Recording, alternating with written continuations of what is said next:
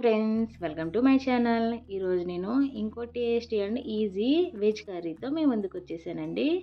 ఇది potato fry అండి. Function స్టైల్లో ముద్ద ముద్దగా మంచిగా రైస్లోకి కలిసిపోయేటట్టు ఎలా చేసుకోవాలో ఒకసారి చూసేయండి. పొడి పొడిలాడుతా కాకుండా ఒకసారి ఇలా ట్రై చేయండి. అన్ని మసాలా ఫ్లేవర్స్ కూడా చాలా బాగా పడతాయి కర్రీకి. ఒకసారి ప్రాసెస్ అయితే చూసేయండి.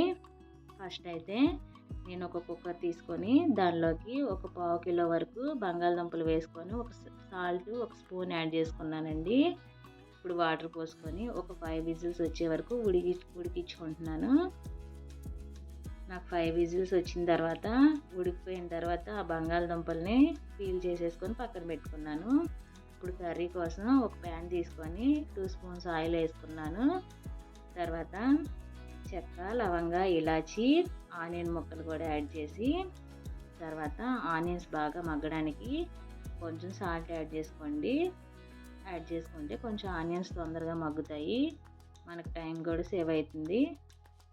ఇప్పుడు ఆనియన్స్ మగ్గిపోయినాయి కదా, ఇప్పుడు ఒక మిక్సీ జార్లోకి తీసుకొని పేస్ట్ చేసేసుకోండి. ఇప్పుడు దాంట్లో కొంచెం గసగసాలు కూడా యాడ్ చేసుకొని పేస్ట్ చేసుకోండి. ఇప్పుడు ఒక 2 స్పూన్స్ వరకు ఆయిల్ యాడ్ చేసుకోండి కర్రీ కోసం. ఇప్పుడు పోపు దినుసులు యాడ్ చేసేసుకుందాం.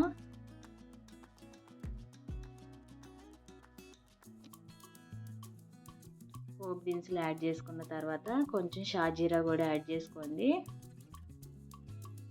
తర్వాత కొంచెం కరివేపాకు, తర్వాత డ్రై మిర్చి, తర్వాత ఆనియన్ ముక్కలు కూడా యాడ్ చేసుకొని ఒకసారి బాగా మిక్స్ చేసేసుకుందాం. తర్వాత కొంచెం పసుపు, సాల్ట్ కూడా యాడ్ చేసుకోండి. ఆనియన్స్ బాగా మగ్గిపోయే వరకు వేయించుకున్న తర్వాత 2 స్పూన్స్ వరకు జింజర్ గార్లిక్ పేస్ట్ యాడ్ చేసుకొని పచ్చివాసన పోయే వరకు ఆయిల్లో బాగా ఫ్రై చేసుకోవాలి. అలా బాగా ఫ్రై చేసుకుంటేనే కూరకు టేస్ట్ అండి. ఇప్పుడు మసాలా పేస్ట్ ఉంది కదా మనం రెడీ చేసుకుంది, అది కూడా యాడ్ చేసుకొని ఆయిల్లో బాగా ఫ్రై చేసేసుకుంటున్నాను. ఆల్రెడీ అది మనం ఫ్రై చేసిందే కాబట్టి ఎక్కువ టైం పట్టదు. ఇప్పుడు ఒక 2 స్పూన్స్ వరకు నేను కారం యాడ్ చేసుకుంటున్నానండి. ఇప్పుడైతేనే బాగా కలిసిపోతుంది, మనం పొటాటో వేసిన తర్వాత కుదరదు కదా. ఇప్పుడు జీరా పొడి, ధనియా పొడి, గరం మసాలా యాడ్ చేసుకున్నాను. ఇప్పుడు ఫైనల్గా అయితే ఆ బంగాళదుంప ముక్కలను కూడా యాడ్ చేసుకొని ఒకసారి బాగా మిక్స్ చేసేసుకుంటున్నాను. ఇప్పుడు లాస్ట్లో కొంచెం కస్తూరి మేతి యాడ్ చేసుకుంటే టేస్ట్ చాలా బాగుంటుంది. తర్వాత కొంచెం కొత్తిమీర, పుదీనాతో గార్నిష్ చేసేసుకుందాం.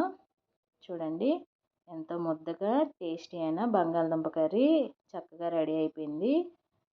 కొంతమంది పిల్లలు బంగాళదుంపలు కూడా ఇలా ఏరి పక్కన పెడతారు. ఒకసారి చూడండి, ఇలా అయితే బంగాళదుంపలు కూడా పెద్దగా కనబడవు. ఇష్టం లేని పిల్లలకి ఇలా చేసి పెట్టండి.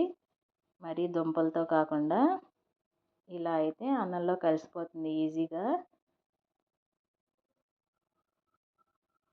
చూసారా వేడి వేడిగా కర్రీ ఎంతో టేస్టీగా మంచి ఫ్లేవర్తో ఎంత బాగా వచ్చిందో.